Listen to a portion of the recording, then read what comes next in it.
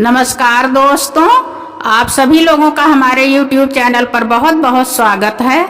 आज मैं अपने चैनल के माध्यम से बहुत ही प्यारा सा तुलसी माता का सोहर गीत सुना रही हूँ।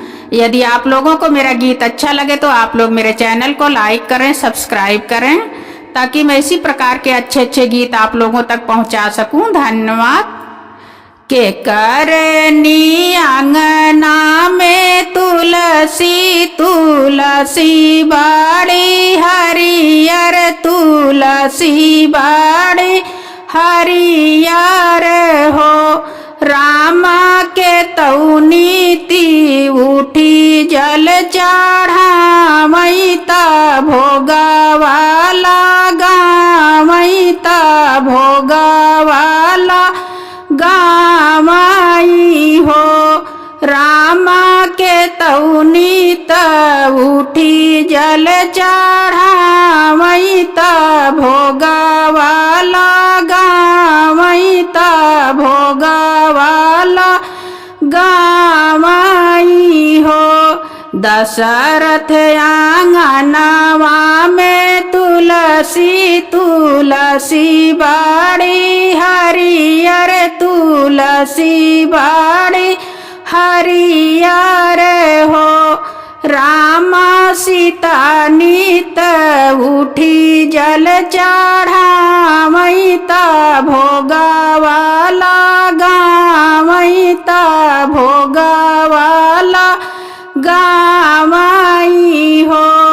रामा सीता नीत उठी जल चढ़ावैता, भोगवाला गावैता, भोगवाला गावाई हो।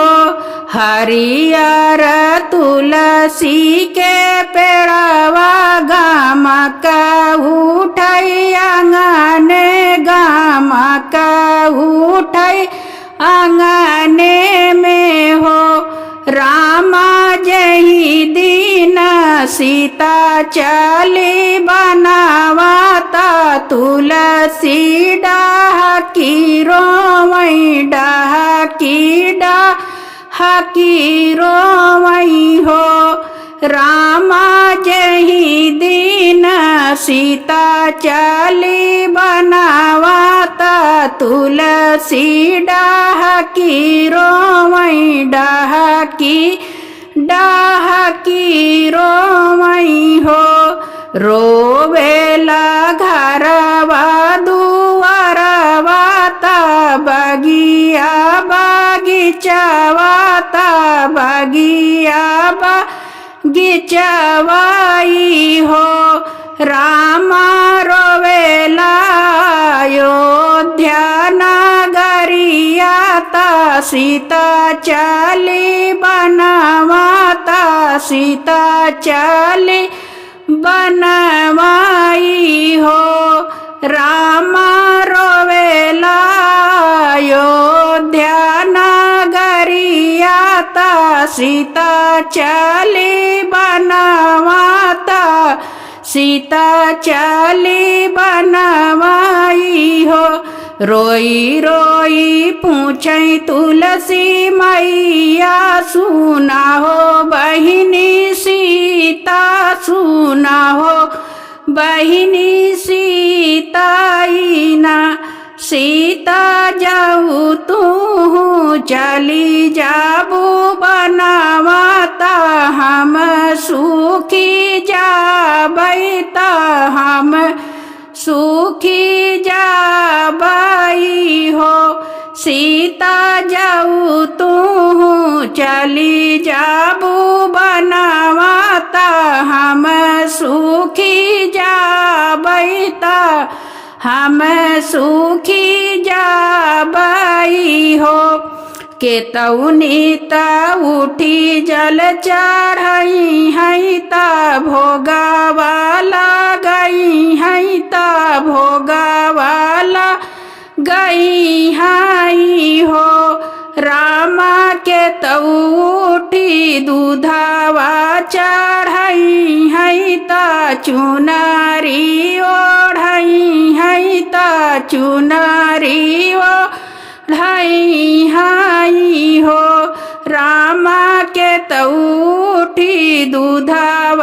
चढ़ई है ता चुनरी ओढ़ई है ता चुनरी ओढ़ई हाई हो।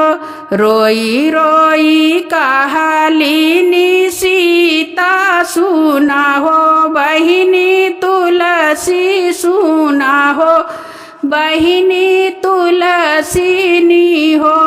राम विधि के विधान ना मिटाई ता हम चले बनवाता हम चले बनवाई हो।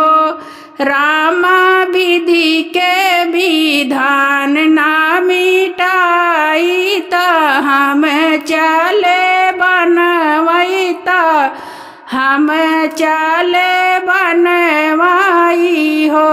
सासू मोरी जलवा चढ़ई है ता भोगवा लगई है ता भोगवा लगई है हो। तुलसी सासू मोरी चुनरी ओढ़ई है ता हरि संग बियई है ता हरि संग बियई है हो।